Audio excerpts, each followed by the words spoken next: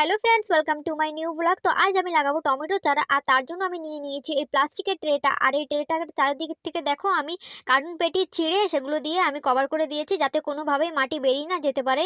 তো সবার প্রথমে আমি দিয়ে দিচ্ছি সুপারির খোসা, আর তারপরে আমি দিয়ে দিচ্ছি এই ধানের কুটোগুলো। আর এই কুটাটা দিলে পরে এগুলো সারের কাজ করে, তোমরা হয়তো জানো। আর তারপরে আমি দিয়ে দিচ্ছি কিছুটা মাটি।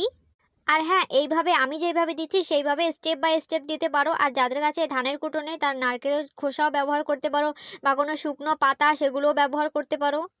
আমি কিন্তু এখানে মাটি অনেক কম ইউজ করব, কারণ সবসময় তো আর ভালো মাটি পাওয়া যায় না, তাই জন্য। আর তারপরে আমি দিয়ে দিচ্ছি সবজি পাতার কিছু খোসা, আর তারপরে দিয়ে দেবো আমি কিছু নিম খোল। আর এবার দেবো আমি ভালো মাটি। আর এই মাটিগুলো আমি কুয়োর মাটি এনেছি, আর এই মাটিগুলো অনেক সুন্দর, কোনো পাথর ঠাথর নেই। তো ভিজে ভিজে আছে, এই মাটিতে খুব ভালো হবে, কারণ এই মাটি থেকে আমি আগেও লাগিয়েছি। তো এবার আমি মাটিতে গিয়ে ভরে দেবো।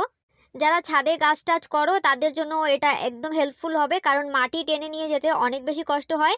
আর তারপরে আমি দিয়ে দিয়েছি এই ছাগলের গোবর সার। আর এটা অপশনাল, তোমাদের কাছে যদি ছাগলের গোবর সার না থাকে তাহলে তোমরা এখানে গোবর সারও ব্যবহার করতে পারো। আমার কাছে ছিল তাই আমি দিয়েছি। আর এই ছাগলের গোবর কিন্তু অনেক বেশি ভালো।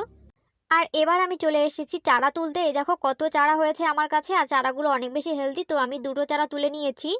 আর এই ট্রেটার মধ্যে কিন্তু দুটোর থেকে বেশি লাগালে পরে ভালো হবে না। তো আমি এই দেখো লাগিয়ে নিচ্ছি। তো লাগাতে লাগাতে না সন্ধে হয়ে গেছিলো। তো কি করব, লাগানো কমপ্লিট তো করতে হবে, তাই আমি ফ্ল্যাশ জ্বালিয়ে এই ভিডিওটা করছি। আমার নিজেরও লাগানো হয়ে গেল, আর তোমাদেরকেও দেখানো হয়ে গেল।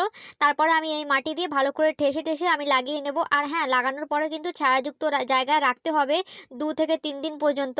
আর তারপরে আমি দিয়ে দেবো ভালো করে জল। তো ভিডিওটি ভালো লাগলে লাইক শেয়ার কমেন্ট করো, আমার চ্যানেল নতুন আসলে সাবস্ক্রাইব করে দিও।